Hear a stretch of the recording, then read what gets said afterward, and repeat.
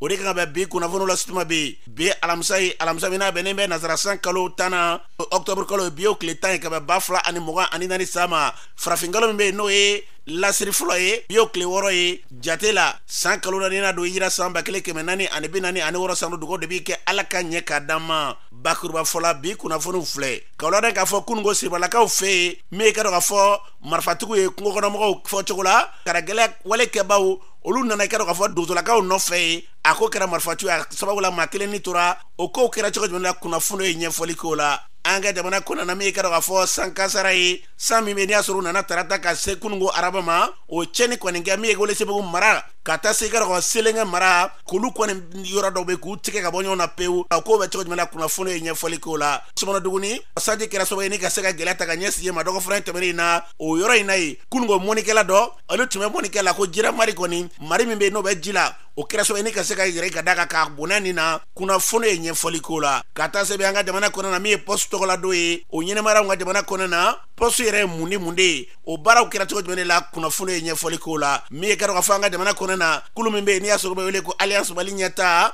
olu ye fara ɲɔgɔn kɛ ka se ka ɲɛfɔliba kɛ sifinnakaw ye kara gɛlɛya maaw bɛ se k'u yɛrɛ minɛ cogo min na k'a sɔrɔ u ma don an na o k'o kɛra katikaw fɛ yen kunnafoni ye ɲɛfɔli k'o la ninnu de bɛna ka kunnafoni kumaba ye bi k'a fara kunnafoni wɛrɛw bɛna fara Lase Balaga na denkɛ Fabila Kulibali ala ka ɲɛ ka d'an ma kunnafoni an b'a daminɛ k'a ladan k'a fɔ madame Phil Sissogo n'i y'a sɔrɔ ye madame Boire ale min bɛ yen n'i y'a sɔrɔ ale tun ye ministre an ka jamana kɔnɔna na min bɛ yen n'a ka baara ɲɛsinnen tun bɛ an ka jamana kɔnɔna na sɔrɔ yɛrɛ o lasabatili ma nafoloko yɛrɛ sabatili ma a yɛrɛ ka fɔ jamana kunnigi kɔrɔ ala ma hinɛ na Elhadji Ibrahim Boubacar Keita ale tilela avion dɔ sanna avion ko in kɔni kuma cayara o senfɛ n'ale minɛlen bɛ k'ale kɛ kasoladen a ka kiiri baaraw kunungo an b'a ladan k'a fɔ ko kiiri baaraw k'u sodoro la fɔlɔ ko fɔ maa wɛrɛw bɛ yen minnu bɛ yen n'i y'a sɔrɔ olu kan ka wele ni ka se k'olu lamɛn ka se ka ɲininkali k'olu yɛrɛ la o baaraw de kɛra so ye kiiri kɔni ka se k'a sodoro fɔlɔ o baara min kɛra min ye madame Phil Sissogo a ka lafasali kɛra n'i y'a sɔrɔ bɛ tali kɛ Jɛngɛnɛ Tunkara la o baara min kɛra baara in kɔfɛ ale ye kuma min fɔ ko in senfɛ an ka lamɛn. Sɔgɔmada an nana ko an bɛna plaidoiries ni réquisitoire kɛ an balila fɛn min na contentieux de l'État partie civile ale ko kuma dɔ b'a bolo k'a fɔ a ye o kuma ninnu a ko dossier ko dɔw kan ka lamɛn o ma lamɛn Tatamini b'o la Umar Tatamini premier ministre kɔrɔ don Madame Touré fana o kɛra ministre du budget ani Musa Mara ani ko pièce dɔw bɛ yen olu kan ka fana kan ka ɲini procureur fana y'a fɔ ko ale sɔnna contentieux ka kuma ma bon an bɔra an ko an ma jɛn n'a ye ko san 3 instruction bɛ ka kɛ bi de ye olu bɛna fɔ ko fɛn dɔ b'a jɛ an kumana ka kuma kuru mɔgɔw ye retiré bon siraw nana ni jaabi ye u ye dossier renvoyé dossier bɔ yɔrɔ min na u ye dossier la taara yen tuguni k'a fɔ k'u ka mɔgɔ 3 lamɛn Umar Tatamini Madame Touré ani Musa Mara ani ko pièce dɔ bɛ yen o directeur national du trésor la k'o pièce ka na bon an ko bon an ka client dɔw bɛ kaso la olu ka ko bɛ kɛ cogo di parce que anw ka faamuyali la u nalen k'a fɔ ko a renvoyé la u kan k'a fɔ tuguni an ka client u kan ka bila talu man ka bila walasa sɔnni instruction ka ban bon u ko mun kan ka kɛ k'an yɛrɛ b'o dɔn mun kan ka kɛ an yɛrɛ b'o dɔn sisan an bɛna la jateminɛ sisan n'an bɛ se ka demande kɛ an bɛ demande déposer k'a fɔ k'u ka bila sɔnni instruction ka ban parce que an t'a dɔn instruction bɛna ban san min na. mɔgɔ minnu tɔgɔ fɔra Musa Mara ni Tatamini ninnu olu bɛna lamɛn cour d'appel de la. type d'instruction au niveau de la cour suprême Umar Tatamini Madame Touré ani Musa Mara n'i y'a jateminɛ premier ministre ta b'a la ani ministre kelen cour suprême bɛ se k'u lamɛn u bɛ taa joli ta a bɛ se ka tan ta a bɛ se ka kɛ siɲɛ wɛrɛ tun n'an bɛna tuguni olu yɛrɛ bɛ se ka kɛ accusé ye tuguni parce que nin fɛn in min ye rebondissement tubabuw na balontan ka di an minnu ye i n'a fɔ c'est remontada bɛ se ka remontada quoi ça veut dire que a bɛ yɛlɛma a bɛ yɛlɛma a bɛ yɛlɛma an t'a dɔn a bɛ ban cogo min na aw ko a renvoyé la n'a renvoyé a b'u bila fɔlɔ ka taa fiɲɛ minɛ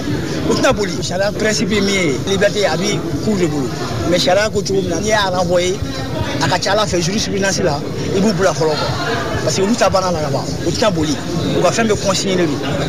mais maintenant an bɛ demande liberté bila an ko k'an bɛna ɲɔgɔn ye si an kan ka dɔn an bɛ mun kɛ an b'o kɛ. ni tun ye Jɛngɛnɛ Tunkara ni tun ale kan ye madame Boire Phil Sissogo ale ka lafatalikɛla don kuma tɛ dɔ wɛrɛ bi n'a ma ɲɛ k'a fɔ k'u ka kiiri k'a taara ɲɛfɛ k'olu ka client k'olu kan ka bila an bɛ dugawu kɛ min Dakari jamana yarabi ala k'o sabati n'an bɔra ye kunungo kɔbalakaw fɛ yen olu ka sifinnakaw bibi na an ka sɔrɔsi cɛta minnu bɛ yen k'u taara ka t'u ka débat kɛ ni ka t'o ɲinini baaraw sigi sen kan u ka visitiw n'o ye o baaraw ye olu baaraw bɛ sen na u taara tarata don a yiralu la ko visite kɔni k'a jɔlen don k'u kana araba don n'o tun ye kunungo ye kunu sɔgɔmada fɛ u bɔlen k'u bɛna taa u ka visitekɛyɔrɔ la bandiw y'u da maa 2 ɲɛ ma fila minnu bɛ n'i y'a sɔrɔ u bɛɛ lajɛlen kɔni bɛ sɔrɔsi cɛta la bi n'u ka sɛbɛnw yɛrɛ tɛmɛna ni u bɛ ka dɔn k'a fɔ baaraw la ka ban o ma fila la ka n'u daw ɲɛ bandi dɔw ka sɔrɔ ka marifa ciw la ka ma fila bɛɛ lajɛlen jɔngi an b'a dɔn k'a fɔ u bɛ nin waati na hôpital Mali la u fila bɛɛ dalen bɛ ye banabaatɔ yɛrɛ kelen ale b'an bolo nɛgɛ ka nin waati na hôpital Mali kɔnɔna na an balimakɛ e tɔgɔ ni jamu ni e jɔnni Malik Samake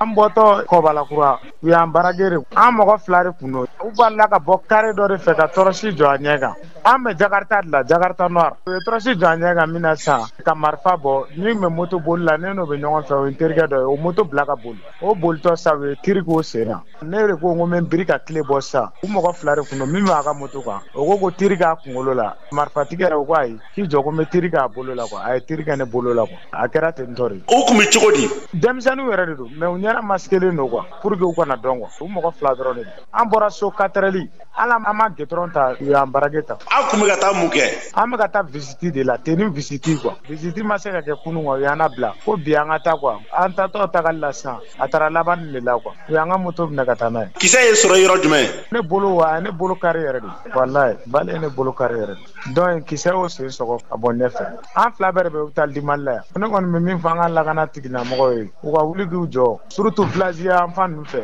ka taa Baginda yan fan fɛ denmisɛnnin ninnu bɛ yen nɔ u tɛ baara kɛ foyi ta sira da mɔgɔ ɲɛ ka dɔw bɔnɛw nin na u bɛ dɔw tiri ka dɔw faga i b'a fɛ dɔw tiri k'u blessé hali u se ka furakɛ ne min fɔ an ka lakana tigilamɔgɔw ye n'u sera k'an dɛmɛ yen yɔrɔ position na a bɛ diya an yɛrɛ de ka taa Baginda yan fan ninnu fɛ ɲuman yɛrɛ de tɛ kɛ yen Ablaye kow kɛra cogo min na bɛɛ ɲɛfɔli ɲɛna ko in kɛra Kɔbalakura ani Jalakɔrɔbugu de ni ɲɔgɔn cɛ dugu dɔ bɛ Kɔbalakura ni Jalakɔrɔbugu ni ɲɔgɔn cɛ u b'a wele ko Nimisat o Nimisatu ni Kɔbala ni ɲɔgɔn cɛ a kɛra yen yɔrɔ in lakana basigi kɛlen don ka kɛ yɔrɔ in na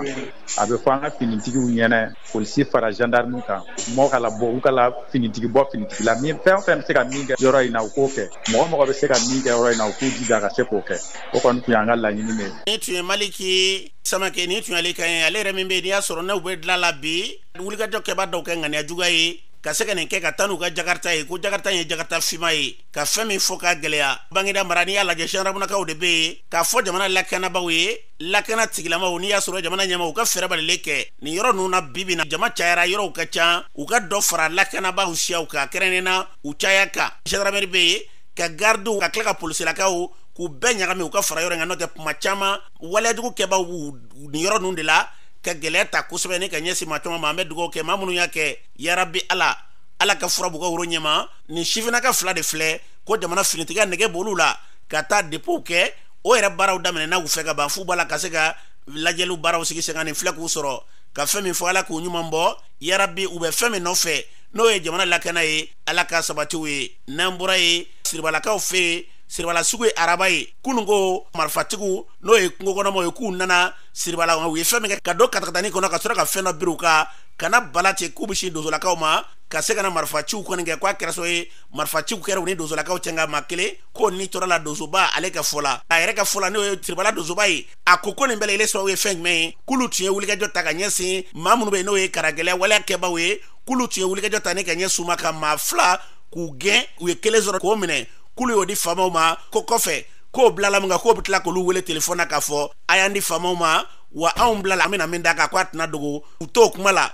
k'o de tilala ka tila ka na nin kɛ ale la kununko yaasa ka nin bɛ pratique ama donsoba yɛrɛ b'an bolo nin waati na nɛgɛ kan an balimakɛ i tɔgɔ ni jamu ni jɛnɛ ka bɔ mini Bayini Danbɛlɛ ka bɔ Siribala donsoba ko arabado ko wulikajɔba dɔ kɛra Siribala a ko kɛra cogo di wulikajɔ min kɛra Siribala kan kɔnɔ jadisiw ka ɲɛmaaba ko Denba a n'a ka danga ko Albert Ba u nana ne ye u gɛn ɲɛmaa ma sɔrɔ Albert Ba n y'o sɔrɔ n ye faamaw wele k'a ɲɛfɔ faamaw ɲɛ kapitɛni ko n k'a ɲininka a tɔgɔ la n y'a ɲininka a tɔgɔ la kapitɛni tagila ko n k'a ɲininka a fa tɔgɔ la n y'a ɲininka kapitɛni ko n k'a ɲininka ko a fa ma sa ɲinɛma n y'a ɲininka ko a fa sala ɲinɛ kapitɛni ko n kana sɔn a ka bila dɛ n ko a tɛ tilanna fiyewu n y'a minɛ k'a bila u ɲɛ u ye irisiw bila ka n'a nɔfɛ an y'a di irisiw ma a taare tile filanan a ye n wele nimero yeleke wɛrɛ la k'u ye miliyɔn 7 sara k'u tɛ ni tuye o dugusajɛ a sera ka n wele nimero 2nan wɛrɛ la k'u tɛ n tuye k'u ye miliyɔn 7 sara ala ka kɛla zegila ka kapitɛni wele ko ye maa min bila ka taa d'a ma a y'a bila n ko a wula a b'a la ka ni wele k'u tɛ n tuye irisi min nana n'a ye n y'o wele o ko ale bɛ san ko ne bɛ san n ye min minɛ ka d'a ma a bilala a ko a ye miliyɔn 7 sara faamaw ye k'a tɛ n tuye k'u bɛna zegila ka b'o la irisiw ka ɲɛmaa fɔlɔ min tun bɛ ni n'o tun bɛ baara kɛ an ye baara kɛ fo ka taa ta n y'o wele ko ye maa dɔ minɛ ka di u ma ko Albert Ba ani ka ɲɛmaa yɛrɛ kun ko dɛmɛ de y'an na n'u y'a minɛ k'a bila ka $7 minɛ ko dugujɛ o dugujɛ u bɛ nin wele numéro kura la ko u t'i ju ye fiɲɛ k'u bɛna ko basa k'u ye $7 sara Zagila Segu Ture ko ni Dodo ko ka kɛlɛ ko an k'a lase o ma ko Ture ko ne ye ɲɛmaa danga min minɛ ka di ɲɛna faamaw ma u y'a bila ko dugujɛ o dugujɛ u bɛ nin wele k'u t'i ju ye k'u bɛna nkamu u kɔni u t'i ni cu ye fiyewu f'u ka ne fa kunu araba u nana 6 heures ni 7 heures cɛ ka don moto taxi kɔnɔ ka sɔrɔ ka basi biriw da la ne ka dozo dɔw bɛ t'u sigi gitɔrɔnna la u nana fɔ ne ka kare kun na a kɛla komi maa y'u wele ka segin nka mototigi 2 b'u ɲɛ maa 2 b'u moto la olu kɔni nana seni ka da la olu ni ne ye mugu ninnu zagila ka taa gitɔrɔnnalataw kama ka t'u sigilen filɛ bɛɛ ka mugu da jɔ u la maa kelen dola mugu la ne ka dozow la o maa kelen Solo Jarado a bɛ bɔ dɔngali dozo deno an kɔni y'a janaja kɛ araba midi waati nin ne tɛmɛna ne ni faamaw cɛ nka jarisiw yɛrɛ kɔni ye ne wele u ye $7 zara faamaw ɲɛ ne ye ɲɔgɔn faamaw wele k'a f'u ɲɛna wa wari minɛna u b'a la k'o de fɔ ne ne yɛrɛ kɔni y'a jateminɛ sa kɔni ne ye baara in nabɔ n'a sɔrɔ baara in kɔni dabɔ an ka faso jɔ a ma dabɔ wariko kama nka ni jarisiw bɛ ne wele k'u ye wari minɛ k'u tɛ ni cu ye u y'a fɔ cogo min u y'a kɛ ten Zagila k'o maa kelenw bɛ wele k'a f'u ɲɛ wa u f'a ye wari minɛ k'u bɛna nkamu ma dogo la fiyewu olu Zagila k'o kɛ sira ma ne kɔni b'a da jamanadenw tulo kan n'a y'a sɔrɔ fɛn min n'o jamana ko in na u k'o fɔ an ye an bɛ min kɛ an k'o kɛ an k'a nɔni jigin k'u ye $7 de sara ne ye wariko in fɔ faamaw ye faamaw ko nkalon don n ko n'a ko nkalon don jarisiw ko k'u ye $7 sara k'u tɛ ni cu ye ni jarisiw Zagila k'o sira ma i b'o fɔ cogo di yanni u ka na Zagila ka faamaw wele k'a f'u ɲɛ wa u k'u bɛna n'a bɛ kɛ cogo min an ka jɛ k'a kɛ ni tamabɔ sisi ma bɔ u Zagila ka na ne ka maa dozo den kelen tola la da kɔni k'i miiri kuma in naminɛ n'a laban maa maa ni bɛ jamana in ɲɔli fɛ k'i b'a jɔ Ala ni i bɔkolow kama Ala k'i ka ko kɛ barika ye Mama ne kɔni bɛ jamana in kɔnɔ janba la Ala k'i mako sa Ala k'a dilan i kɔ kan wa ne yɛrɛ bɛnna dozoya in na Siribala n'a mako ni ɲɔnɔ n'a mako n'a sɔrɔ mɛ ka dɔrɔmɛ 1 minɛ maa min fɛ attaquement na n'o ye makan mɛn n'o ye Jutura ma y'a fɔ o ma Siribala n'a lamini ni ɲɔnɔ lamini bɛɛ ni maa min y'a kibaru mɛn ko ne b'a nin ye jɔ ka dɔrɔmɛ 1 minɛ fɛ nafolotigi minnu mɛn m'u fɔ m'u waleɲuman dɔn u bɛ dɛmɛ min kɛ n ka baara kama m'u fɔ m'u waleɲuman dɔn Siribala cɛ n'a muso bɛɛ ni tun ye Siribalakaw ka dozoba kan ye Bayini Danbele fɛn min kɛra o fɔ basigi an bɛ dugawu kɛ yarabi Ala k'o sabati an ka jamana kɔnɔna na n'an bɔra ye sɔmɔnɔdugunikaw fɛ yen n'o bɛ kɔnɔdimini fɛ dɔgɔfɛn tɛmɛna ji ye kasara yɛrɛ se dugu ma ka dugu kɔni ka se k'ale wuli an b'a dɔn k'a fɔ ko maa ti balofɛn bila i fa fɛn ye olu ka baara ɲɛsinnen bɛ jila mɔniw de ma n'u bɛ sumaw sɛnɛ mɔnikɛlaw minnu bɛ yen n'i y'a sɔrɔ bɛ k'u dahirimɛ ɲini olu dɔ nana ka na se Mali ma a ka jɔ kɛrɛfɛ ale bɛ kunu kɔnɔna na Mali kɔni ale ye fɛn sogo min n'a nalomɛ kosɛbɛ ale kɔni ɲɛsin kunu yɛrɛ ma ka se ka tiɲɛni yɛrɛ ta ka ɲɛsin an balimakɛ yɛrɛ ma a su k'a tiɲɛ cogo sugu bɛɛ lajɛlen dɔ la nka sɔmɔnɔdugunikaw u ye wulikɛjɔw kɛ ka taa eaux et forêts n'o ye jili kungo lakanabaw ka t'olu nɔfɛ olu kɛ ka a ko yɛrɛ sera ye ka sɔrɔ ka na waati la ka tila ka wulikɛjɔ kɛ k'u ka su ɲini fo k'a ye ka sɔrɔ ka taa janaja kɛ kunungo nɛgɛ kanɲɛ 12 waatiw la sɔmɔnɔdugunikaw fɛ yaasa ka nin bɛratigɛ di an ma u kɛ kɛra o fɔ ɲɛnatigɛ dɔ bɛ nin waati na ale b'an bolo nɛgɛ kan a b'a yɛrɛ ɲɛfɔ an balimakɛ i tɔgɔ ni jamu ni e jɔn ne tɔgɔ ye ko Tijani Sugure ne ye sɔmɔnɔdugunin kan nka n sigilen don Dugawu. Tijani Sugure an ye kunnafoni sɔrɔ ko kunungo araba ko Jila Mari ko ye wulikajɔ ta ka ɲɛsin mɔnikɛla dɔ ma ko k'a bɔnɛ nin na a k'o kɛra cogo di Ablaye Kulubali i ye kunnafoni sɔrɔ cogo min kuma in ye tiɲɛ ye kunungo an ka mɔgɔw bɛɛ taara mɔnikɛra dugu ma jɛ bɛɛ bɛ t'i ka jɔ nɔfɛ n kɔrɔkɛ de a tɔgɔ ye Bala di Dawu a taara mɔnikɛra k'a bɛ taa ka jɔ cɛ ani sogo ye ɲɔgɔn sɔrɔ a tun bɛ kunu kɔnɔ a y'a kɛlɛ yɛrɛ de a y'a fa yɛrɛ de u ye ci bila ka taa eaux et forêts ka direction régionale la Segu eaux et forêts ka direction ye mɔgɔw bila ka taa Sumaduguni Duguramɔgɔw ni eaux et forêts donna kunu kɔnɔ ka taa yen u taara a su ɲini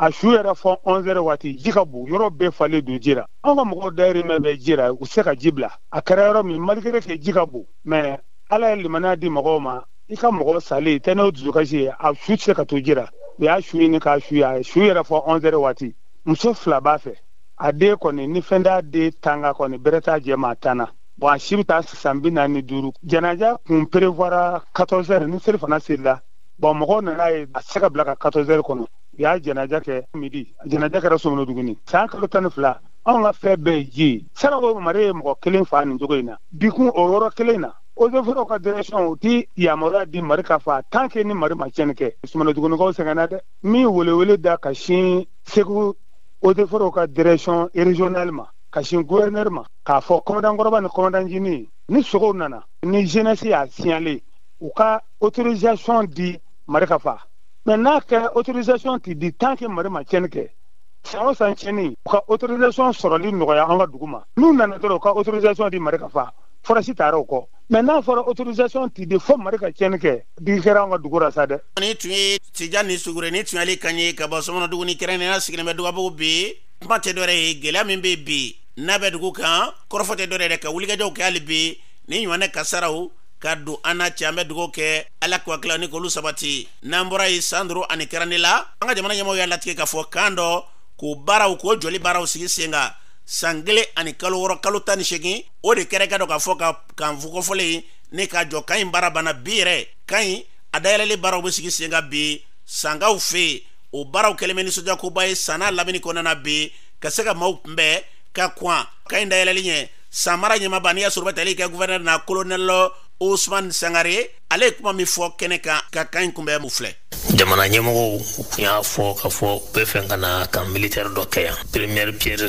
posera mois de mai tɛmɛnen na 2023 san yan nɔ ɲinɛ ye san 1 ani kalo 6 ɲɔgɔn ye ni Ala m'an ka jɔnya yira an na bɛ fɛn ka na koromo kari k'an jɔra a banna pewu Ala barika la o nisɔndiya de bɛ yen nɔ ko min don ko nɔgɔmani kun tɛ ni sigi gɛlɛyara fo lakana ka sabati pour que adamadenya ka se ka sabati mɔgɔw ka se ka taa u magoɲafɛnw ɲini mɔgɔw ka se ka taa u dahirimɛw ɲini k'an dayɛlɛ ka welewele bila kɛ ka se san bɛɛ lajɛlen ma san dugu kɔnɔna kɔ tɛ kan in a sigira région bɛɛ lajɛlen de kama ka région kɔnɔ mɔgɔ bɛɛ lajɛlen wele an ka bɔ i ko kɔnɔkulu an kana ɲɛnajɛ in a ka kɛ dunanba minnu bɛnalen kana ɲɛnajɛ in fɛnɛ la an ka bɔ k'olu kunbɛn f'u ka nisɔndiya u k'a dɔn k'a fɔ sankaw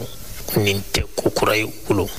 u nana première pierre mun déposé jama bɔra cogo min na kalo hakɛ min kɛra k'a lakali Mali ɲɛfɛ Ala kelen b'a dɔn n b'a dɔn sankaw u bɛ so la ka kɔrɔ ni fɛn ma fara u la fɛn tɛna bɔ o la ka weleweleda kɛ bɛɛ lajɛlen ka bɔ alamisa don kalo tile 10 k'u kunda bugudara sira in kan kankura in bɛ yen yɔrɔ la an ka bɔ an ka taa an ka faamaw kunbɛn an ka bɔ an ka taa an ka nisɔndiya yira an ka dubabu yɛrɛ fɛnɛ kɛ minnu nana lakanani kama Ala k'an n'u kɛ ɲɔgɔn sigi ɲɔgɔn ye nana baara min kama Ala k'a fanga d'u ma Ala k'u fanga se sanka bɛɛ lajɛlen de ko don i bɛ Bamako i bɛ Mali kɔnɔ yan o i bɛ Mali kɔfɛ o ni bɛɛ lajɛlen ka nisɔndiya de bɛɛ lajɛlen kan ka jɛ ka nisɔndiya nin na ni ɲɔgɔn tɛ Mali fan bɛɛ a ɲɔgɔn ma kɛ Mali fan bɛɛ fɛnɛ Ala y'a kɛ anw ni minnu daminɛna ɲɔgɔn fɛ alhamdulilayi anw ye chance sɔrɔ joona anw ta ka ban donc n'o o banna ko dayɛlɛnin bɛ yen o kan ka kɛ nisɔndiya ko ba ye anw bolo. Ni tun ye samara ɲɛmaa ye sankaw ka gouverneur kɛrɛnkɛrɛnnen na o colonel Ousmane ni tun y'ale kan ye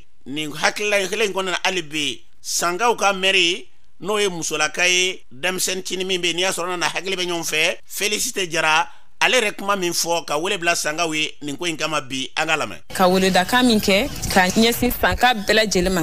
cɛ ni muso denmisɛnnin fara mɔgɔkɔrɔba kan an ka bɔ i ko kɔnɔkulu ka taa an ka kan dayɛlɛli a ka kɛ an ɲɛna parce que nin ye seereya dɔ de ka ɲini sangaw fɛ kɛrɛnkɛrɛnma musow ani jeunes ma vraiment an ka bɔ kosɛbɛ an ka mobilisation kɛ quartiers kɔnɔ duguw kɔnɔ san région bɛɛ lajɛlen an ye ci bila bɛɛ lajɛlen de ma ka bɛɛ wele bɛɛ de invité len ka bɛn ni nin koba in ye parce que kan dayɛlɛli tɛ kɛ siɲɛ fila o poser première pierre tɛ kɛ siɲɛ fila cogo min na a dayɛlɛli fɛnɛ tɛ kɛ siɲɛ fila n'a dayɛlɛla san ka ban o kɛra kan kɛra anw ta ye o kɛra mɔgɔ minnu tile la an ka kɛ seere ye pour que sini o sini an ka se ka lakale ko sɔrɔ ka kɛ san histoire la ka lakale an denw ni an mɔdenw ye ka fɔ ni kan in sigili anw de tun bɛ yen a kɛra tan ka kɛ vraiment un souvenir pour la jeune génération de sang. Nin kan ka don san histoire la kan ka don Mali histoire la k'an ka sigi san o ye koba de an b'a dɔn a hɛrɛ min bi anw kan hali ni mɔgɔ m'a fɔ anw ɲɛna anw yɛrɛ b'o dɔn ka min ɲini an ka nisɔndiya yira nin ko in na mɔgɔ bɛ se ka ko kɛ mɔgɔ bɛ se ka dɛmɛ don an ye quartier kɔnɔ ka dɛmɛ kɛ mobilisation na quartier kɔnɔ duguw kɔnɔ bɛɛ k'i seko kɛ opérateur économiques b'o la commerçants b'o la bololabaarakɛlaw b'o la sɛnɛkɛlaw b'o la bagan maralaw b'o la mɔnikɛlaw b'o la bɛɛ lajɛlen parce que n'i ye Mali ta 80% ye sɛnɛkɛlaw de donc a ɲini san ka bɛɛ lajɛlen fɛ ni okumu in kɔnɔ vraiment mobilisation an b'o de ɲini bɛɛ lajɛlen fɛ jeudi an bɛɛ ka ɲɔgɔn sɔrɔ kan site kan pour que ka se ka taa ni réception in kɛ ni tun ye sangaw ka maire kan ye Félicité Jara ni tun y'ale kan ye a fɔra cogo min na kuma tɛdɛ bɛɛ ka bɔ bi ka se ka nin kan in baara ne ka sigi sen an bɛ dugawu kɛ kan in bɛ ka dabɔ lakana min n'a jɔr'o o kama yarabi ala ka lakana kɛyɔrɔ ye jamana ka se k'o lasabati n'an bɔra ye Sangama o y'i ka dɔn k'a fɔ yɔrɔ ye n'o bɛɛ Welesebugu ale marabolo kɔnɔna ka na selenge yɔrɔw fɛ a yirala k'a fɔ Cagadugu Faraba marabolo yɔrɔw don k'i ka dɔn k'a kɛra so ye kunungo san min nana tarata don ne ka dugu jɛ kunungo araba la k'o kɔni kɛra kasara ye pont dɔ bɛ yen n'i y'a sɔrɔ pont fitinin dɔ bɛ yen n'a pont gidɔrɔn de bɛ yɛlɛ ka tɛmɛ a bɛ ka yɔrɔw kala ɲɔgɔn na o pont ko san nana k'a kari ka sira tigɛ maa si tɛ se ka kɛ min bɛ se ka bɔ a fɛ bi o kɛra sababu ye Selenge marabolo ka taa se i ka dɔn Welesebugu marabolo o yɔrɔ camanba bɛ yen ka taa ni ka segin kɔni k'a gɛlɛya hali u tɛ se ka se olu si tɛ se ka bɔ bilen k'u bɛna Bamakɔ o gɛlɛya min kɛra min y'u ka dugulama dɔ ye nin waati in na ka bɔ dugu in na ale b'an bolo nɛgɛ ka baaraw kɛra cogo min na a b'a fɔ an balimakɛ i tɔgɔ ni jamu ye jɔnni ka bɔ min. Ne tɔgɔ Lasi Nsamake Sangama u b'a fɔ ne ma Foto Lasi ka bɔ Cagadugu Sangama région de Buguni cercle de Welesebugu. An ye kunnafoni sɔrɔ ko ji ye kasara dɔ se Welesebugu marabolo kɔnɔ na tarata don sufɛla fɛ ka dugu jɛ araba la a k'o kɛra cogo di. Nin kɔni kɛra kasara jiba min nana ka dugu jɛ araba la gidɔrɔn min bɛ bɔ Welesebugu ka taa Selenge pont dɔ de bɛ yen a y'o pont nin kari mobili tɛ se ka bɔ Selenge ka taa Bamakɔ mobili tɛ se ka bɔ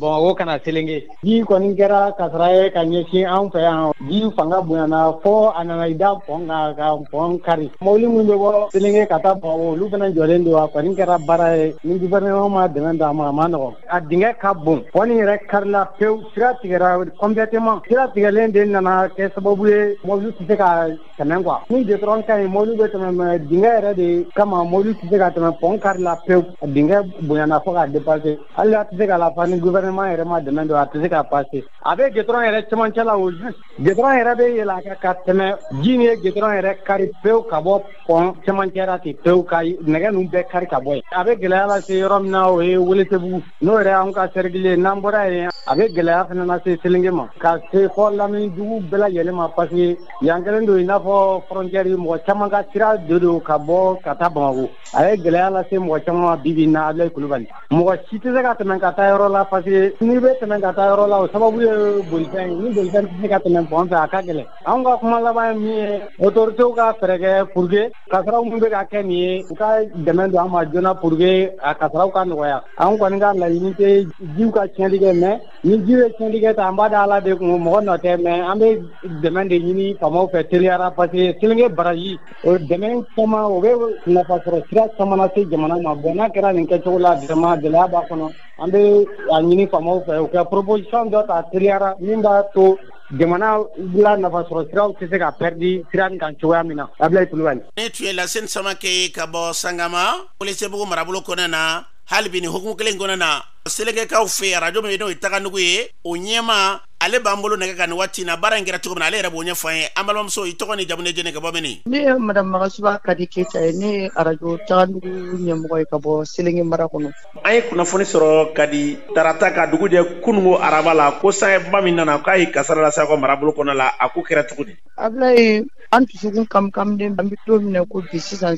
Selenge kɔni tigɛlen ka bɔ jamana fan tɔ la sa pewu. Ka sababu kɛ tarata wulada fɛ san min tilenna ka na wulada yan fan fɛ ka bɔ nɛgɛ ɲɛ 16 ma ka na nɛgɛ ɲɛ 17 la pont fitinin dɔ bɛ Sangama ni Tengelen furancɛ la n'i bɛ bɔ yan ka taa Selenge i bɛ tɛmɛ Sangama fɔlɔ de la ka sɔrɔ ka taa Tengelen n'i bɛ bɔ Bamakɔ yan fan fɛ ka na fana i bɛ tɛmɛ Tengelen na ka sɔrɔ ka se Sangama furancɛ ni fila de faralen ɲɔgɔn kan ni pont fitinin dɔ ye tuyau belebele fila de donnen don pont jukɔrɔ ji de fanga bonna gidɔrɔn ma kojugu a ye gidɔrɔn yɛrɛ de tigɛ ka pont nin tigɛ donc ka cun ka tila ka tuyau kɛ ka taa n'a fankelen bɛɛ ye ka dugu fankelen bila a damana ka Selenge yɛrɛ bila a damana an bɛ don min na ko bi hali kɔnɔ tɛ se ka bɔ Selenge ya ta ka Bamakɔ lasɔrɔ Selenge tigɛlen don ka bɔ dugu tɔw la sisan an bɛ wagati min na sisan an bɛ se ka wele min da ka ɲɛsin faamaw ma se ka ɲankuma ye jamana bɛ degun dɔ de kɔnɔ mais degun n'a ta o ta ni fɛn wula bɛɛ de bolo bɛ kunna minɛ na an bɛ se ka min fɔ faamaw ye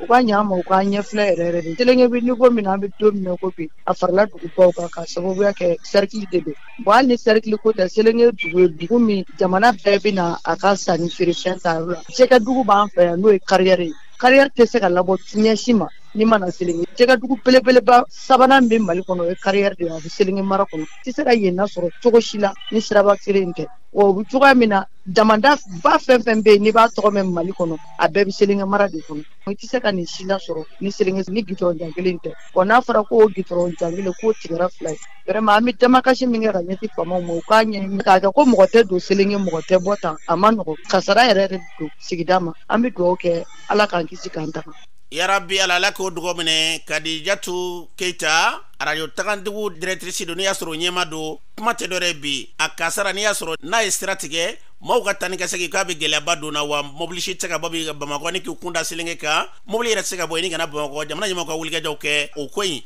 kasega frasor la jona ya kuba medgo ke ala kangiti ni nyone kasara uma nambora yi postu kerengene nanga jamana kunena o tun fe ni yasoro sama hukumi kafe bataki uni lettre hukumi teme wale sira de fe hali waru hukumi chafe a posu ire amalo nanga fo me internet we ne bolo sira we biolu nana kaseka na wulike jaw bala jileke ni kaseka kado ka fo ale ko ni fanga doga ka bara fanga doga ya ngauna tabale ko nana dongera le do ba to la jense grani ko na no yi octobre ko lo clé ko non ton yi no don sira ala dabi clé o la rakle kera nga jamana ko na ministre me no ka bara nyestebe kuna foni ko erema alhamdu ag alien ale kuma me vo posku kama kungo ufle fen kora mala na chugo kana nyine ika fen nyuma koro nuko posi e fen koro badi ya sanka mini sambiduri posi bi mo chama ba don folo ni posti tinte fen chama tinte ka ke wasra internet ti telephone tinte fen chama tinte donc posti de tumme mo kala ga do nyona me kuna fonu soro tumme se ko ka papier soro do wara tumbo ka war soro posti de fe donc halisi sa posi abi fen koro chama na mo se ka posti wano na donc ne be même fo mo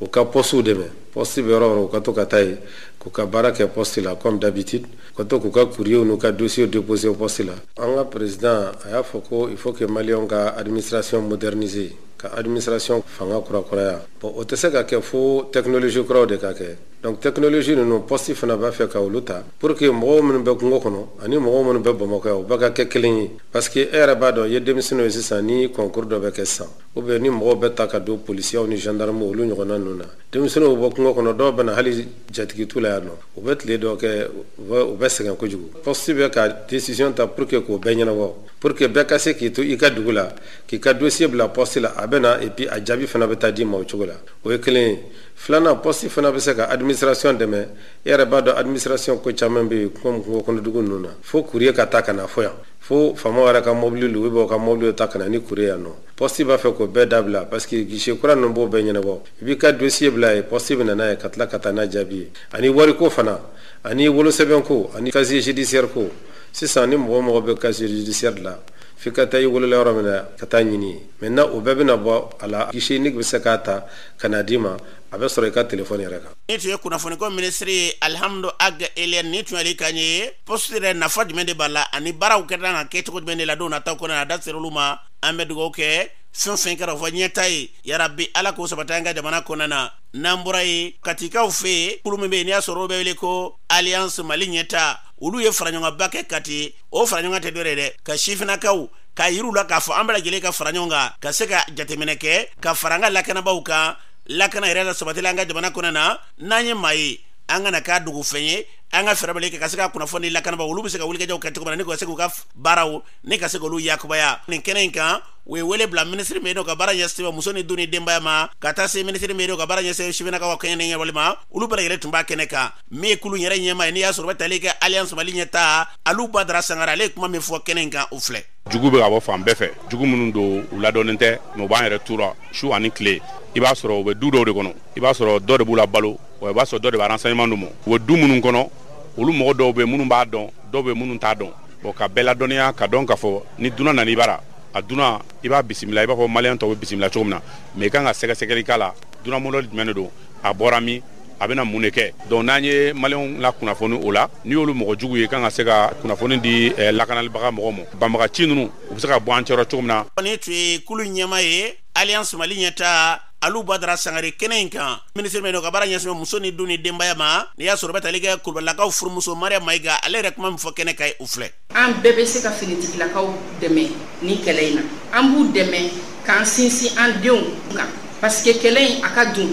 abete marfachi au besal kono ka chaya menaw boraya sugu taga siraw la baarakɛyɔrɔw la aw k'o kɛ aw barokɛda ye bɛɛ k'i ɲɛma jɔ i den fɛ bi k'a taga bolo jateminɛ ka telefɔni kɔnɔnaw jateminɛ teleso minnu bɛ filɛ k'u jateminɛ pour que an ka se ka denmisɛnninw bɔ nin sira ninnu kan u bɛ denmisɛnninw nɛgɛ ni wari ye ni wari dun yirali la ka ban a ka ca ala fɛ i b'a fɔ k'i bɛ taa wari kɔ mais a t'i lase yɔrɔ jan. ni tun ye ministre bɛ yen ka baara ɲɛsin muso ni du ni denbaya Kulubalakaw furumuso Mariama Mayiga ni tun yali kaɲa kɛnɛ kan a kɛnɛ kan ministre min bɛ yen n'o ka baara ɲɛsinnen bɛ denmisɛnnakaw ni farikolo ɲɛnajɛ ko ɲɛnabɔli ma n'o bɛ tali kɛ Kasim Ibrahim Fɔnbala ale yɛrɛ kuma min fɔ a kɛnɛ kan sifinnakaw ye u filɛ. Action fɔlɔ jeunesse la a y'a partager a kana partager dɛ message minnu bɛ ci an ma mɔgɔw dɔw de b'a dilan u sigilen b'u ka yɔrɔ la u b'a dilan olu yɛrɛ de b'a labɛn u b'u hakili de don a la dɛ n'u y'a don a la k'a labɛn u b'a bila ka taa an ka réseaux sociaux la mais message minnu b'a kɔnɔ a k'aw kɔlɔsi a la c'est comme bi ni vocal dɔ bɛ réseaux sociaux kan ko dɔ bɛ k'i bangebaa nɛni e b'o partager yan bon ni aw t'o partager pourquoi a bɛ tɔw ta partager parce que aw kɛtɔ k'o partager a bɛ mɔgɔ wɛrɛ de ka du ci. ni tun ye Kasim Ibrahim Fɔnba ministre min ka baara ɲɛsinnen bɛ farikolo ɲɛnajɛ ni sifinnakaw ka ko ɲɛnabɔli ma n'a bɛ wele ko Fɔnba ni tun yali ka kɛnɛ kan ye kuma tɛ dɔwɛrɛ ye ka sifinnakaw jami u k'a dɔn ka jamana kelen de don u k'a dɔn ka jamana fɛn fɛn kɛra lakana ye an bɛɛ lajɛlen kan ka k'o kɛba ye o y'a kunba de an bɛ dugawu kɛ ala ka ni hakili ye ni k'a ɲɔgɔnna caya n'an bɔra ye kuluba min bɛ yen kɛrɛnkɛrɛnnen n'o bɛ wele ko Grand Bamako o ye kɛra Bamakɔ marayɔrɔ 6 ka taa se komini 17 bonya kulu bɛɛ lajɛlen fara ɲɔgɔn kan Bamakɔ yɛrɛ ɲɛda ɲuman bɛ se ka d'a ma cogo min na fɛɛrɛ jumɛn de bɛ se ka kɛ Grand Bamako yɛrɛ la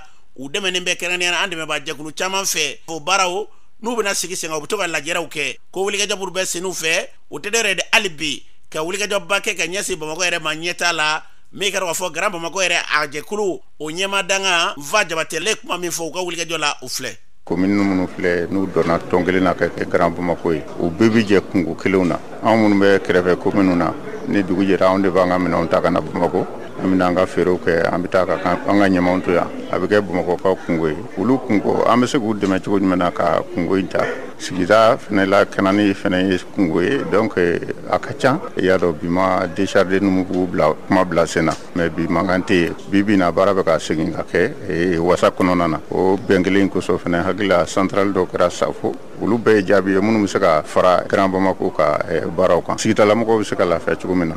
an b'a dɔn Bamakɔ ma lafiya anw fɛnɛ minnu bɛ kɔfɛ an ma lafiya jikow bɛ yen sokow bɛ yen dugukolokow bɛ yen donc nin bɛɛ lajɛlen de an bɛ fara ɲɔgɔn kan ka ɲɔgɔn dɛmɛ la fɛn dɔw bɛ yen olu se tɛ Bamakɔkaw ye an bɛ se k'olu d'u ma fɛn dɔw bɛ yen olu fɛnɛ se t'anw ye Bamakɔkaw bɛ se k'an dɛmɛ o la donc ninnu ye projet baw de ye hakili jagabaw don an bɛna ɲɛsin minnu ma. an malo den k'a fɔ ni tun ye Grand Bamako ni tun ye ɲɛmadanga ye kɛrɛnkɛrɛnnen fa Jabate kuma tɛ dɛ wulikajɔ min b'u fɛ bi n'o ye ɲɛta ye ka ɲɛsin Bamako yɛrɛ n'a lamini ma ala k'u hakili ni kulu yakubaya n'an bɔra ye Bilakaw ye ji kasara sɔrɔ o kɛra waati min na Bilaka minnu bɛ yen n'olu bɛ kɔ kan olu fara ɲɔgɔn kan ni ka dɛmɛba dɔw ka ɲɛsin u faso ma u y'o baara min sigi sen kan association min n'o ye sigida yelen o ɲɛma Abudu Kulubali ale ye Bilaka ye n'a ma ɲɛ k'a fɔ sigi la a bɛ ka wulikajɔw kɛ ani jɛkulu caman ni ka se k'u tɛgɛ di ɲɔgɔn ma o jɛkulu dɔ ye Tabakɔrɔ Tilebugu musolaka minnu bɛ yen Madame Sako Kadijatu Kamisogo ale olu ka kulu ɲɛma ye olu ye fara ɲɔgɔn kan k'a yira k'a fɔ olu ni sigida yelen u bɛ don ɲɔgɔn ye ka bɔ ɲɔgɔn ye kuma caman n'a ma ɲɛ k'a fɔ k'o ɲɛma k'olu ka dugulamaw ye kasara sɔrɔ k'u seko kɛ ka t'o di sigida yelen ɲɛma ma a k'a kɛ ka Bilaka minnu ye kasara sɔrɔ k'olu dɛmɛ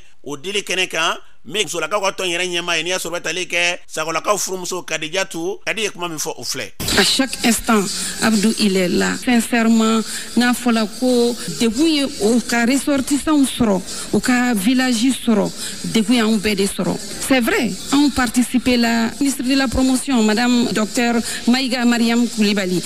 a participé là à une donation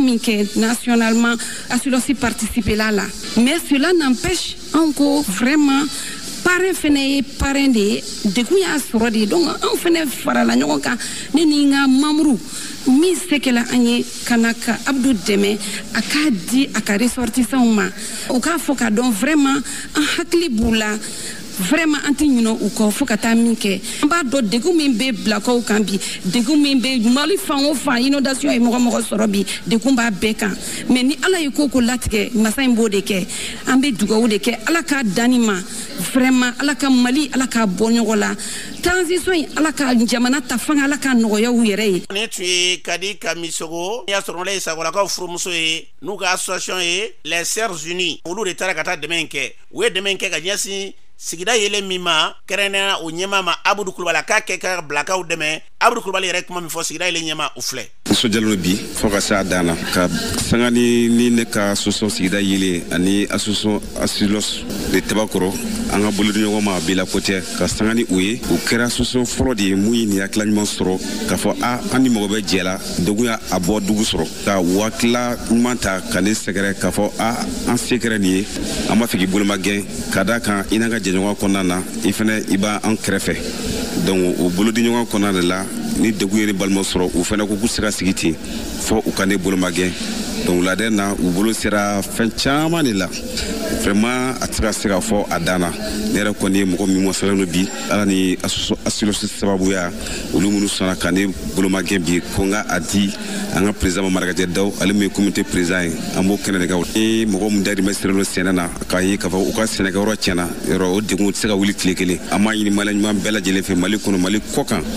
halisa u k'an boloma gɛn sɛmɛ mana ban juma de bɛna dun o jɔrɔ de banna sisan donc k'a fɔ ko in a ma ban halisa u se fɛn fɛn u ka a lase anw ma pour que an bɛ se ka an balima dɛmɛ cogo min na ka sɛmɛ latɛmɛ en même temps ka tilema latɛmɛ fo ka taa fɔ an sera samiyɛ wɛrɛ ma ka tila ka dugawu kɛ ni mun kɛra kelen filɛ nin ye ala k'an kisi ɲɔgɔn wɛrɛ ma. ne tun Abdou Kulubali sigida yɛlɛ ɲɛma ni tun y'ale kan ye kuma cɛ dɔ yɛrɛ ni gɛlɛya ye e faso sɔrɔ e tɛ lafiya la bilen dɛ kabini ni kunnafoni cɛri la blakaw k'u fo olu yɛrɛ sortisan ya ka nege don maa caman na k'o sababu kɛ maa caman bɛ i b'a dɔn ka fɔ olu ka maaw bɛ Bamakɔ kasara b'u ka maaw sɔrɔ a si kelen tɛ yen hali ka wulikajɔ kɛ k'a kunnafoni de u ka gɛlɛnw ma i b'a fɔ k'u ma bɔ yɔrɔ la blakaw ye nin min yira maaw la bɛɛ kan ka dɔn ko Bamakɔ ye bɛnkungo de ye nka bɛɛ faso bɛ yen ni gɛlɛya y'i faso sɔrɔ an ka fara ɲɔgɔn kan k'an faso kɔrɔtan k'an tɛgɛ kɔrɔtan n'an faso ye blakaw y'o kanu don maa caman na u ka san kasara fɛ k'a sɔrɔ dugu caman bɛ yen gɛlɛya y'u sɔrɔ dugu dɔw fo ka dɔw ci e t'u ka maa si kelen ye dugubaw kɔnɔna k'a sɔrɔ duguba kɔnɔ falen don bɛɛ kɛ maa la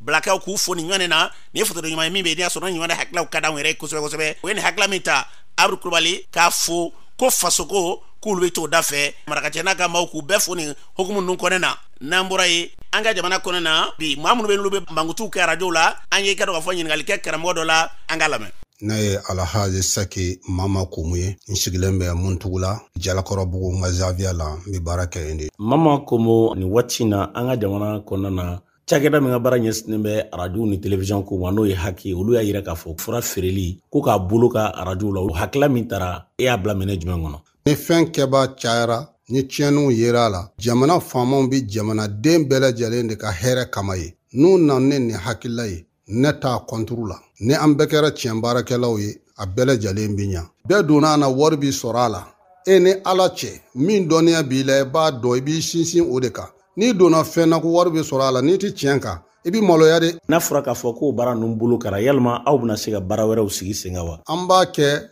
adamadenw ka hinɛ de kama mɔriya yɛrɛ kɔnɔ wallahi hali ni nin jɔra a tɛ foyi tiɲɛ ne ye ma indakum yanfadu wa ma indallahi baki n'i ye nin gindo dɔn wallahi i bɛ balo hɛrɛ la i tɛ siri maa la i tɛ nkalon tigɛ maa ye. i ko i tɛ sɔn publicité ma nka anw yɛrɛ ɲɛ b'a la mɔgɔ caman bɛ nin nɔfɛ ko da dɔw b'i bolo da ninnu ye da sugu jumɛn ye. Abulayi o ko ninnu an tɛ olu to yen minnu bɛ se ma yan olu b'a dɔn minnu donn'an kan o b'a dɔn ne yɛrɛ kɔni bolo an k'an da pan o yɔrɔ in kun. an kamana gɔnna famille kana se a la est ce que dɔnni bɛ jamana in kɔnɔ bilen. wallahi Abulayi danaya min bɛ kan maa kan ka se k'i jaabi dɔnni tɛ se ka ban fiyewu i fila ka da minnu fɔ a bɛɛ ala dugulen tɔgɔ de wallahi ne tɛ fɛ k'an da dogo la de dɔnni ye tiɲɛ ye ala k'an kɛ tiɲɛ baarakɛlaw ye dɔrɔn. gɛlɛya bɛ mɔgɔw kan kojugu fo mɔgɔw dɔw jigila yɛrɛ tigɛra est ce que mɔriya bɛ se ka olu tigiw jigila misali min b'u la k'u bɔ a minɛ kɔnɔ wa. a bɛ fɔ ala de ma ya samadu wallahi n'i ye jigi sɛmɛ ala la ala b'i jigi tu maanifin ka gɛlɛya in kuma dɔ la n'i ma se ka sababu ma o de b'i sɛgɛn n'o tɛ n'i ye maanifin ka ko ɲɛɲini k'a ka sababu ɲini ka ala togo gosa ye min n'a dolo b'i ta i b'o kɛ a bɛ kɛ de mɔriya siga foyi t'a la. i yɛrɛ ka fɔ n ye maa dɔw kamana gɔnnen bilasira an y'a ye i tɛ ka sɔn olu ma an ka karamɔgɔ n'i sera k'a yira n'a ka fɔ olu mɔgɔ dɔw bɛ yen minnu bɛ yen n'u jigila misɛnyara hali ni tɔgɔ fɔliw ma k'a la o bɛ bɛn a ma kosɛbɛ kɛ mɔgɔw dalen don an ka kumaw la. Abulayi ne ni e ka nin kuma in n ka maa magoɲɛta dɔw bɛ kɔfɛ don n'a nata o tigiw yɛrɛ n'a fɔ e ye k'a sɔrɔ ne da tɛ a man kan i k'a fɔ ne ye karisa kɛ tan mɛ an ka jɛ k'a to ala ma caman bɛ kɔfɛ i bɛ n'u ye. i b'i tuya ka maa dɔw ka mago dilan jamana kɔnɔ na ko ka na wa. ne ka baara kaliwa ka ca la kosɛbɛ minnu bɛ kɔfɛ ne b'a caman dilan ni kaliwa de ye. Abulayi Kulubali i bɛna n don kuma na fardu jabar Allahu akbar ni ti dɛsɛ foyi la barawutu ni y'o ta diɲɛ maa maa y'a sɔrɔla diɲɛ yɔrɔ yɔrɔ ni ya barawutu ta ye a mago bɛ min na a b'o sɔrɔ dɛ maaw bolo min ti ɲɛ k'a kɛ k'a ɲa an y'o caman kɛ Ablaye ala tɛ dɛsɛ fɛn na koyi adamaden kana fɛn kɛ min b'i bɔkolo lagosi a bɛ ne maloya de an kalanna dugu min na ani an wulila karamɔgɔ minnu bolo fo k'i sa i tɛ kɛ nkalontigɛla ye e yɛrɛ i bɛ baara kɛ cogo di ne bɛ lagɛli kɛ a dungare bɛ n bolo ne b'a kɛ i yɛrɛ ɲɛ b'a la a filɛ nin ye jamana in bɛɛ la bi a bɛ maa min bolo m'a fɔ a tɛ yen de mɛ a bɛ ne de bolo bi ne b'a kɛ ni kɔlɔsi ye ne b'a kɛ ni lesikara ye sufɛ ka lagɛli kɛ mɔriya tɛ taa f'i k'i ɲɛ ye k'i kɔ ye n'i ye ko lagɛ n'i y'a dɔn ne bɛ se ka ko minnu dilan ne bɛ don olu la n b'o kɛ n'i y'a dɔn n tɛ se ka minnu dilan n b'a fɔ an ka sababu tɛ ɲɔgɔn bolo n bɛ sira d'u ma ne bɛ baara kɛ nin hukumu de kɔnɔ. dɔw b'a fɔ ni danaya bɛ sɔrɔ karamɔgɔ minnu kan u ka wariw ka ca dɛ maa jigila tigɛlen ka tila ka fɛn fɔ a ye min bɛ yen n'o b'a bolo n'a tɛ sɔn ka na karamɔgɔ fɛ yen aw minnu bɛ yen ni tɔgɔbaw b'a la ko dɔw bɛ yen ko a b'o fɔ mɔgɔw ye e bɛ mun fɔ o la. ne yɛrɛ ni o karamɔgɔ suguw tɛ bɛn fantan nalen don e fɛ ɲaji b'a ɲɛna se t'a ye ka wariba d'a kun ne yɛrɛ b'o karamɔgɔ sugu kɛlɛ mɔriya kun de ye maa minnu ni ɲaji bɛ si u ma i b'u ɲaji cɛ min ka di ne ye n ka ɲɛnamaya kɔnɔ maa ma ko mun ye nin ko in dilan ne bɛ waso ni o de ye ne ka limɔrɔ kelen kɔnɔ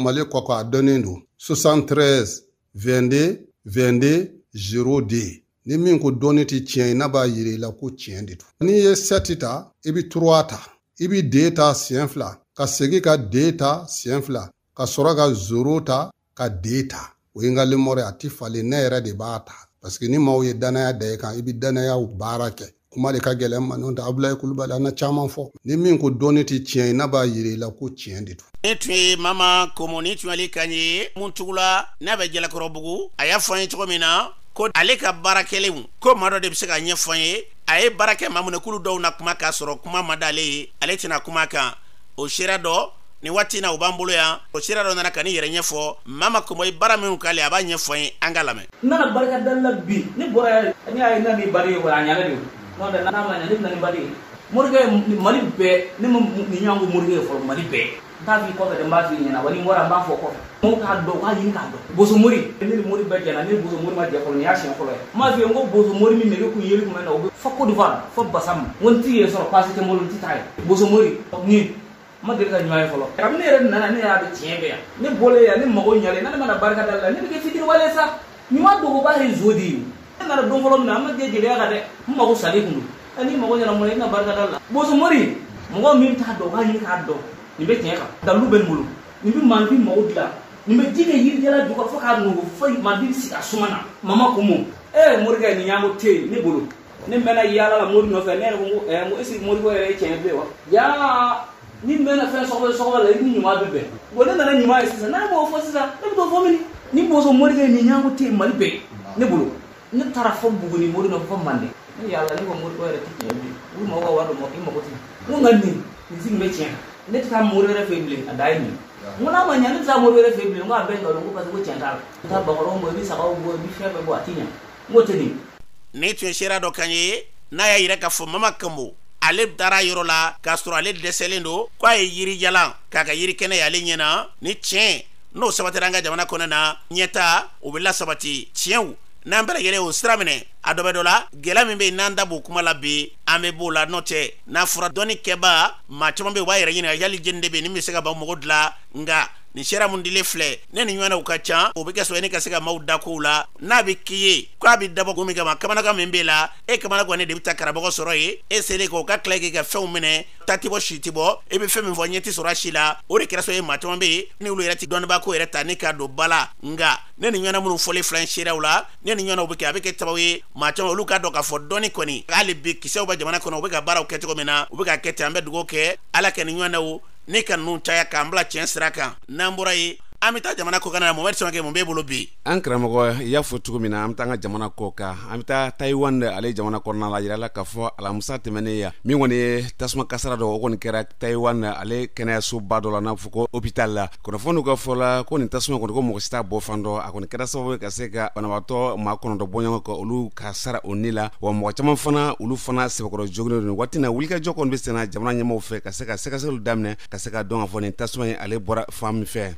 n'an bɔra yen ayitikaw fɛ yen yɛrɛ ka fɔ min kɔni lakanabaliya don o don dɔ bɛ ka fara a gɛlɛyaw kan maa minnu wele ko bandi n'o o ye ayiwa sifinaka dɔ ye ko olu kɔni bɛ wulikajɔ la tuma ni tuma ni ka bingani wale ta ka ɲɛsin dugu dɔ kɔni ma Haïti ale jamana kɔnɔna la dɔ farajɛ tɛmɛnen na u ka wulikajɔ senfɛ sa maa 100 ani maa 9 yo olu bɛɛ lajɛlen kasira u na ka maa 40 ani murumuru ka olu kɔni jogi ni waati na ko ni wulikajɔ ma kɛ ni ka Haïti jamana kɔni dɛmɛ ko siga foyi t'a la ko ni gɛlɛya ye ko a bɛ ka sababu ye ka olu ka jamana ko kɔni ka a bɔ u bolo n'an bɔra yen an bɛna an fɛ farafinna Keniyakaw fɛ yen Kenya jamana kuntigi danka n'o ye vice président ye n'ale tɔgɔ ko Rigathi Gachagua ko ale kɔni bɔra a jɔyɔrɔ la fɔcogo la ko ale tɛgɛ kura ka bɔ ka baara la kunnafoni y'a yira k'a fɔ ko jalaki caman kɔni ko o talen dɔ ka ɲɛsin a ma i n'a fɔ jamana nafolo k'o yuruguyurugu fo ka taa se min kɔni ye ayiwa sɛwoloma baara dɔw ye ka se k'o kɛ jamana kɔnɔna la ko wulikajɔ kɔni kɛra min ye u ka wasadenw fɛ ka se ka ayiwa kala ta ni ma kɔfɔlen ni ka a tɛgɛ ko ka bɔ ka baara la Mozambiquekaw fɛ yen kunun araba don wulikajɔ tun bɛ senna Mozambique ale jamana kɔnɔ ni ka se ka jamana kuntigi kala ta ka fara wasaden kala ta k'a bɛɛ kɛ ɲɔgɔn fɛ kunnafoni kɔ fɔ la ko min kɔni ye ni jamanaba in sa k'i b'a ye ka fɔ maa minnu kan ka kala yɛrɛ ta n'an ma wele ko électeur ko a bɛ taa maa 17 bɔ ɲɔgɔn la o tuma ko siga foyi t'a la fanga sinamatɔ n'o ye Ngwara Dabo ye olu kɔni bɔra ka weleweleda kɛ k'a yira k'a fɔ k'olu jɔrɔlen don dɛ ko bawo ko ni kalata in k'a bɛ ka kɛ kɛcogo min na ko i b'a ye k'a fɔ ko min ye namara caman kɔni ko o bɛ sen na o tuma